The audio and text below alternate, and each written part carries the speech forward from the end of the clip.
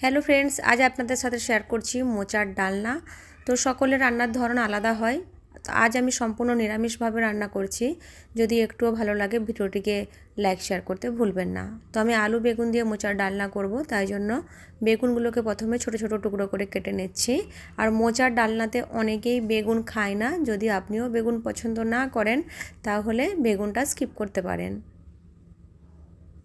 তো আলু বেগুন ছোট ছোট করে কেটে নেওয়া হয়ে গেছে। এখন এগুলোকে ভালো করে ধুয়ে নেব। ভালো করে ধুয়ে একটা অন্য পাত্রে তুলে রাখবো।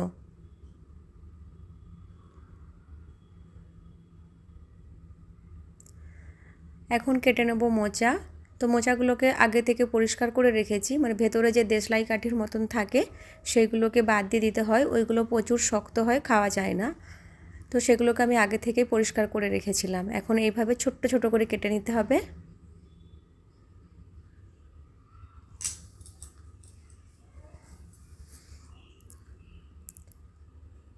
তো সব কিছু কেটে নেওয়া হয়ে গেছে।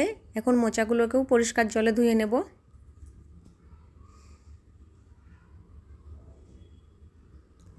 তারপর গ্যাসের মধ্যে একটা কড়া বসিয়ে দিলাম। অ্যাড করে দেব জল।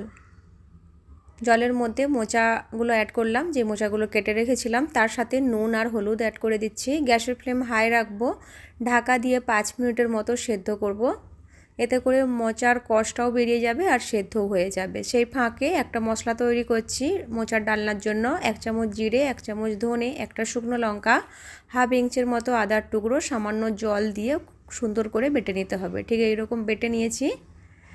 তো এখন ঢাকনাটা সরিয়ে দেবো আর চেক করে নেব। তো দেখুন মোচাটা মোটামুটি সেদ্ধ হয়ে গেছে।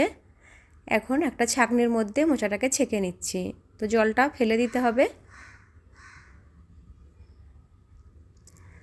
এখন গ্যাসের মধ্যে একটা আলাদা কড়া বসিয়ে দিয়েছি। অ্যাড করে দিলাম সরষার তেল 2 টেবিল চামচ, দুটো ছোটো সাইজের তেজপাতা, একটা শুকনো লঙ্কা ফাটিয়ে অ্যাড করলাম, আর দিলাম হাফ টিস্পুনের মতো 5 ফোড়ন। সব কিছুকে নেড়েচেড়ে একটু ভেজে নেব। সুন্দর গন্ধ বেরিয়ে আসলেই কেটে রাখা আলু বেগুনটা অ্যাড করে দিলাম। সব কিছুকে নাড়িয়ে চাড়িয়ে মিশিয়ে নেওয়ার পর অ্যাড করলাম নুন আর হলুদ। নুন হলুদটাকেও আলু বেগুনের সাথে ভালো করে মেশাবো।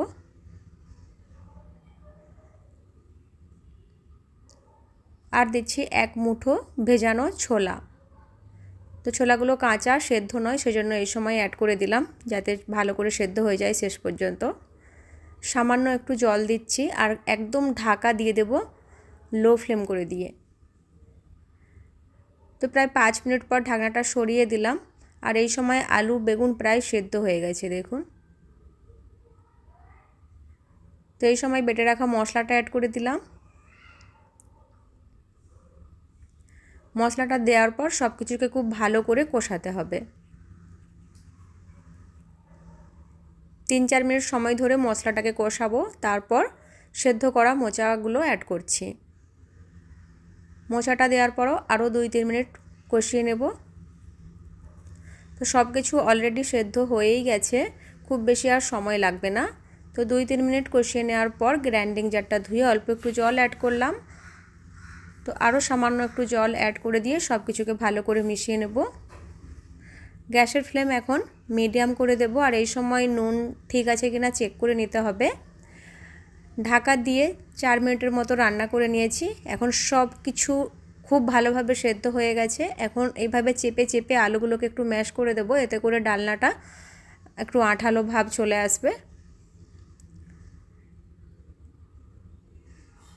তো সব শেষে অ্যাড করছি 1 চামচ ঘি আর অল্প একটু চিনি। গরম মশলা পছন্দ করলে অ্যাড করতে পারেন। তো ঘি আর চিনিটাকে মিশিয়ে দিয়ে গ্যাসের ফ্লেমটা অফ করে দিচ্ছি। এখন ঢাকা দিয়ে স্ট্যান্ডিং টাইমে রেখে দেব, কিছুক্ষণ পর পরিবেশন করব। তো এই ছিল খুবই সহজ সাধারণ একটা রেসিপি। আশা করছি আপনাদের ভালো লেগেছে। মোচার ডালনার সাথে আমি আরও অনেকগুলো রেসিপি বানিয়েছিলাম, শুধু মোচার ডালনাটাই আপনাদের সাথে শেয়ার করছি। যদি একটু ভালো লাগে ভিডিওটিকে লাইক শেয়ার করতে ভুলবেন না। চ্যানেলটিকে সাবস্ক্রাইব করে রাখবেন আরও নতুন নতুন রেসিপি পাওয়ার জন্য। ধন্যবাদ।